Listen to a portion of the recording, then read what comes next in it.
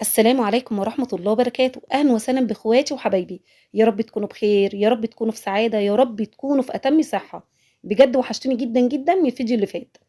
قبل بقى ما ندخل على الوصفة هنسمي الله ونصلي على الرسول صلى الله عليه وسلم. هنعمل مع بعض غدا حرفيًا مش هياخد معاكِ أي وقت، وبدل ما تخرجي تاكلي الأكلة دي في المطعم لأ، هتعمليها في البيت وهتعمليها أحلى كمان من المطعم. هنعمل مع بعض سمك بطريقة جميلة جدًا، جدًا إن شاء الله هتعجبكم. هنعمل بقى دقة السمك، عبارة عن إيه دقة السمك؟ معلقتين كبار توم مفروم، والتوم ده كان عندي في الفريزر متفرزن، تمام، معلقتين توم بقى سواء هتدوقيه بالهون أو سواء أنتِ إيه مفرزاه في الdeep freezer يعني، ومعايا معلقتين كبار هريسة شطة، ومعايا معلقة كبيرة فلفل رومي أنا دقاه في الإيه في الهون أو افرميه في الكبة، ولو ما عندكيش فلفل هريسة شطة ممكن فلفل أحمر تمام. الفلفل بقى مع التوم، مع معلقة كبيرة كمون، معلقة كبيرة كزبرة، رشة بسيطة فلفل أسود، بهاراتي اللي أنا باعملها في البيت، تمام، أو بهارات سمك لو عندِك، بس البهارات دي أنا باعملها في البيت بتبقى جميلة جدًا، ومعايا الملح طبعًا، الملح بتاع السمك أنا قُلت قبل كده في فيديو قبل كده يعني بتاع سمك برضك كنت منزّلاه على القناة، بعد ما تضبّطي الملح بتاع السمك زوّديه كمان معلقة صغيرة. تمام، يعني الملح هيكون مضبوط معاكِ بتاع السمك التتبيلة، زوّديه كمان معلقة صغيرة عشان التتبيلة بتاعة السمك تطلع معاكِ طعمها حلو، يعني السمك ما يطلعش معاكِ دلع من الآخر يعني. خلاص ركننا بقى الدقة على جنب، هاجيب بقى طبق أو أي حاجة يعني هتقطّعي فيها، هاقطّع بقى قطاية كبيرة، القطاية معايا هنا كانت طرية شوية، وهاقطّع فلفل حار أو فلفل رومي، وهاقطّع بصلاية شرايح أي التقطيعة اللي تعجبِك. دي هنعملها حشوة للسمك السنجاري. هنعملها حشو حلو أوي، أوي للسمك السنجاري، والخضار ده بيبقى طعمه حلو أوي، أوي في تتبيل السمك، وطبعًا بتاكليه مع لحم السمك بيبقى حلو أوي. معايا بقى بشر جزراية، ومعايا شبت وكزبرة، وهاخد بقى معلقتين 3 من الدقة اللي أنا عاملاها، اللي هي التوم على الهريسة، وهاضيف عليهم عصير ليمون، وهاضيف تاني إيه رشة ملح بسيطة، وهاضيف معلقة خل، وهاقلب بقى الخضار مع الدقة، والسمك هنا أنا منضفاه في البيت. باجيب السمك اللي هو المكاريل الأصلي، اللي هو الأسباني، اللحم حرفيًا بتاعه بيبقى حلو جدًا، بعد ما بتعمليه بتحسي إن أنتِ في دسامة، في سمنة، لإن ده السمكة الأصلية، بيبقى طعمها حلو أوي بصراحة. هاجيب بقى الدقة اللي أنا عاملاها اللي هي البصل معلش آسفة، هاجيب الدقة اللي هي بالتوم والفلفل، هاحط في السمكة الأول، وبعد كده هاحط الخلطة اللي أنا عاملاها، والسمك ده أنا كنت عاملاه قبلها بيوم، وطبعًا كنت جايبة سمك بلطي وكنت جايبة سمك فيليه قشر بياض. السمك الفيليه بقى اللي يعجبِك، عايزاه تجيبي قشر بياض تجيبيه فيليه اللي هو البلطي أو الباسة، بس أنا بصراحة يعني ما باحبش السمك الباسة، أنا باحب في البانيه يعني اللي هو القشر البياض. طبعًا السمك ده إحنا غاسلينه كويس جدًا، جدًا وبدقيق وبليمون ومصفيينه من المَيّة ومخلّينه زي الفل قبل طبعًا إيه، ما نعمل التتبيلة. السمك بقى اللي هو الفيليه ليه تكنيك كده صغير هيبقى معاكِ زي برّه بالضبط هاقول لِك عليه. والسمك البلطي برضك هنتبّله، وهاحط برضك الحشوة اللي حطيتها للسنجاري برضك بتبقى جميلة أوي فيه. بس كده، السمك ده طبعًا تبّلته قبلها إيه، بيوم. تاني يوم بقى الصبح كوباية قهوة فرنساوي وقطعتين كيكة الذرة، اللي هي كيكة البسيسة. فطرت، وبعد كده رجعت بقى إيه، عشان أعمل الغدا بتاعنا إيه، بعدها كده بساعتين أو 3 ساعات.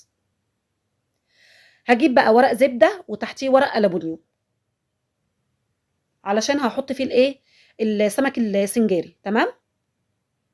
وهاقصه بالمقص على قد الإيه، السمكة اللي هاحطها، يعني أكبر من السمكة شوية عشان هالفّها إيه، هتشوفي اللفة بتاعتي اللي هالفّها، زي المطعم بالضبط. وطبعًا قبل ما ابتدي في لَف السمك هاكون مشغّلة الفرن قبلها ب10 دقايق، لازم تدخّليه على فرن سخن، وطبعًا درجة الحرارة 200 يعني درجة حرارة عالية. السمك السنجاري هياخد معاكِ في الفرن تِلت ساعة، تمام، وهيبقى مستوي وزي الفل. اعمليه بالطريقة ديّة أحلى من المطعم، وجيبي بس نوع السمكة مكاريلي اللي هي الأصلي الأسباني، لحمها بيبقى دسم، يعني بتحسّي إن أنتِ بتاكلي طعمها حلو أوي. بس كده هادخّله هادخّل السمك السنجاري الفرن طبعًا بعد ما سخّنت الفرن قبلها ب10 دقايق. هنعمل بقى مع بعض السمك الفيليه. طبعًا أنا تبّلت السمك هاجيب كوباية مَيّة، هاضيف عليها ملح ونفس التوابل اللي حطيتها في السمك، كمون ورشه شطه حمراء وبهارات اللي هي المشكله او بهارات سمك بس. ومعايا كوبايه دقيق هضيف عليها رشه بسيطه زعفران اللي هو البودره، او لو ما عندكيش زعفران معلقه صغيره كركم. وكوبايه الميه دي طبعا هضيف عليها معلقه خل صغننه خالص وعصره ليمونه، وهظبط الميه بتاعتها. اهم حاجه بقى في البانيه بتاع قشر البياض زي الاستريبس والبانيه العادي، حوش التوابل اللي عليه كويس جدا، يعني ما تخليش عليه اي تتبيله علشان الكفر اللي هنعمله يلزق فيه. هحوشه وبعد كده هضيفه هحطه على الميه اللي انا متبلاها. وطبعا الدقيق معايا حاطه فيه سواء الدقيق اللي هعمل بيه السمك البلطي او الدقيق اللي هعمل بيه سمك اللي هو الفيليه القشر البياض. كل كوبايه دقيق مثلا حطيت عليها معلقتين كبار نشا، والدقيق طبعا بردك مبهراه ملح وتوابل وكل حاجه، بس طبعا ملح مش كتير يعني حاجه بسيطه. السمك بقى البلطي يعني هحطه في الدقيق واعفره، وهسيبه ربع ساعه يشرب الدقيق، وبعد ربع ساعه السمكه هتحس انها شربت الدقيق، ترجعي تاني تحطيها في الدقيق، فكده بيطلع معاكي سمك مقرمش. يعني السمك البلطي هتحطيه في الدقيق مرتين، حطيه وسيبيه مثلا ربع ساعه، هتلاقي السمكه شربت الدقيق، ارجعي حطيه في الدقيق تاني. اما بقى السمك اللي هو الفيليه حطيناه في الميه، وطبعا الدقيق زي ما قلت لك انا حاطه فيه نشا، معلقتين كبار نشا على الكوبايه، ورشه زعفران او كركم لو عندك. وهتحطي بقى القطعه وترجيها كويس جدا، انا عايزاها في الدقيق اعمليها شويه حلوين كده في الدقيق. تمام. وبعد بقى ما تعمليها في الدقيق كويس جدا، عندك اتنين اوبشن. ممكن تحطيه ترجعي تاني تحطيه في الميه، وترجعي تحطيه في الدقيق لو انت عايزه الطبقه تخينه شويه، كريسبي اكتر يعني. بس ممكن تحطيه تعمليه مره واحده، او ممكن تعمليه مرتين، مش عادي يعني براحتك، الخطوه دي براحتك انت. طبعا بعد ما تعمليه على طول هتقليه، طبعا هتقليه في زيت غزير ويكون سخن، لازم الزيت يكون سخن كويس جدا.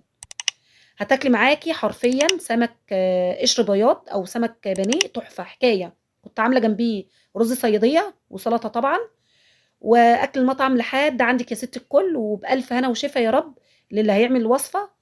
ربنا يا رب يحسن ما بين ايديكم يا رب، اللهم امين، وتحققوا كل اللي نفسكم فيه. لايك بقى من ايديكم الحلوه، واشتراك في القناه للي ما اشتركش. اسيبكم في حفظ الله، مع الف سلامه، سلام.